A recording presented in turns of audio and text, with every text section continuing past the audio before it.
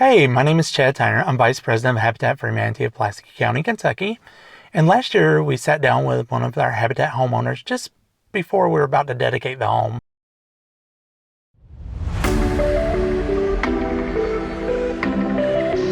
Today we have Kayla Taylor, our Habitat homeowner. Welcome. Hello. How are you? So good. So I wanted just to learn more about your story, because I think you have an incredible story. So we will get to that a little bit later. But then let's kind of dive into, how did you hear about Habitat?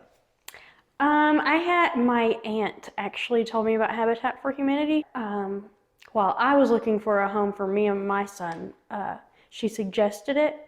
And it's kind of weird how it happened. Like, I was going to counseling. She suggested that I was looking for, places. And I suggested it to my counselor, and she was like, hey, they actually opened the process, what's it called? The family selection application thing. They actually just opened it, so I'll print you an application out.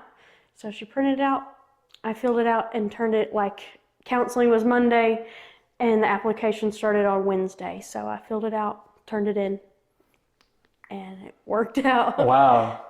Yeah, I think you was looking for a place too. You had been. Yeah, I had been praying about it. Mm-hmm.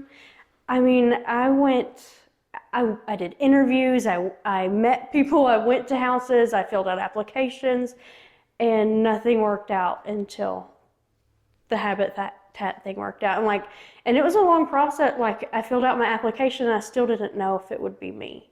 So I prayed about it with my church for a safe and clean place for me and my son to live. Mm-hmm. And then I got the call that that they chose me. Out of all the people, they chose us. That's awesome, because I know, on my end, this is actually the first time, normally I'm a volunteer. Well, I'm still a volunteer, but being on the board now, this is the first time being on the board with a house like yours. And so I didn't hear this backstory of you praying until I think one day we was volunteering here at the house, working on it. Yeah. And I think either you or one of your friends that was helping with sweat equity hours mentioned it, and I was like, wow. Yeah. And then I remember you telling me about it, which I thought was really cool, that you was about at the point of not having a place. Is that right? Yeah. I mean, well, I live at my mom's house, so, but it's just a lot of people there. But right. I was in a group of women on a Wednesday night service, and it was just 4 of us, and we were talking about our struggles. So I let them know my struggle, and one of the people in my group she was actually a realtor, and she was like, well, I'll keep my eye out for you if you're looking for a place. I come by places all the time. But she couldn't find anything. There was nothing in my price range or that was clean or good for me and my son. So right. We were all blown away. It was definitely an answered prayer. Because I know, with this housing market and everything, it's kind of changed things for a lot of people, because, affordable housing is kind of out the window right now. Because yeah, me and my son, an apartment is $800 for a 2-bedroom, and I can't afford that as a single mom. Yeah, I mean, so you mentioned 800.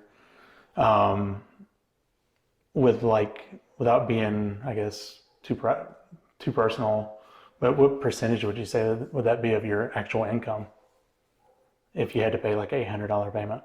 That is more than I get paid every 2 weeks. I mean, that's more than a paycheck for me. Oh, wow. So yeah, that would be very hard. Yeah, I couldn't do being it. a single mom. So a lot of the places that I looked, apartments and stuff, my income was too low Gotcha. to be approved for most of them.